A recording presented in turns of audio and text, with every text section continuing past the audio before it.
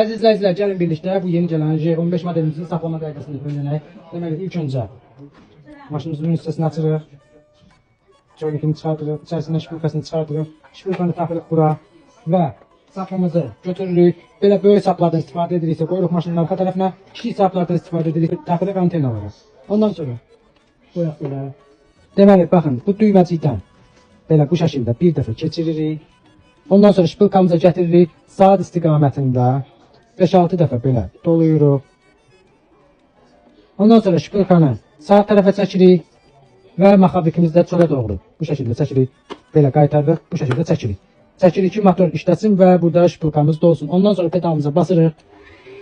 Sap dolduqda özdə dayanır, özümüz də istədiyimiz yerdə pedalı buraxaraq saxlaya bilərik. Baxın, doldu, artıq fırlanmır. Qaytarırıq geri. Bunu da artıq qaytarırıq ki, geri maşınımız işə düşsün.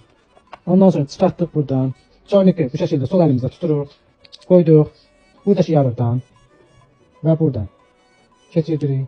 Daha sonra joynikimizi bu şəkildə bu hissədə yerləşdiririk. Üstündən basırıq, tak deyə səs gəldi. Deməli yerinə keçdi. Keçirik artıq üst sapımızı saplamağa. Bu bizim alt sapımızdır. Baxın, bu düymədən artıq sapı çıxardırıq. Bu düymə sadəcə burada sap yığmaq üçün idi. Buradan çıxardırıq. Baxın, burada bizim 2 ədəd dəmir olmalıdır. Hal-hazırda biri yoxdur. Nə edirik? Buradan bu maxabiki özümüzə doğru fırladırıq. Baxın. Fırladırıq, dəmir yuxarı çıxır. Ondan sonra göstərək.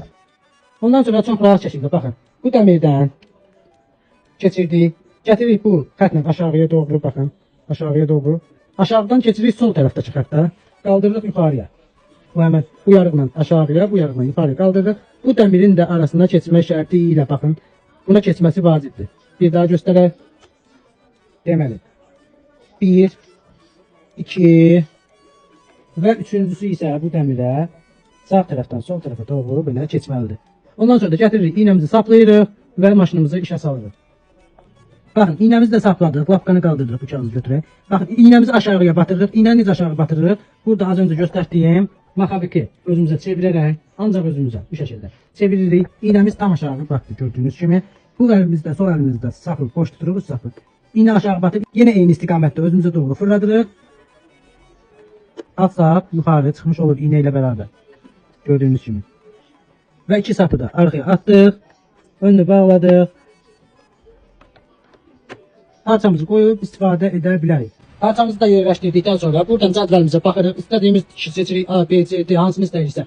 Buradan bu nöqtəyə qoyuruq. Buradan da tikişin böyüklüyünü, kiçikliyini istədiyimiz ölçüdə qoyuruq. Ondan sonra iynəmizi batırdıq pedalımıza. Basırıq. Maşınımız işə düşür. Gördüyünüz kimi. Yenə tikişi dəyişirik. Eyni şəkildə davam edirik. Bu qədər. Çox sadə və rahat.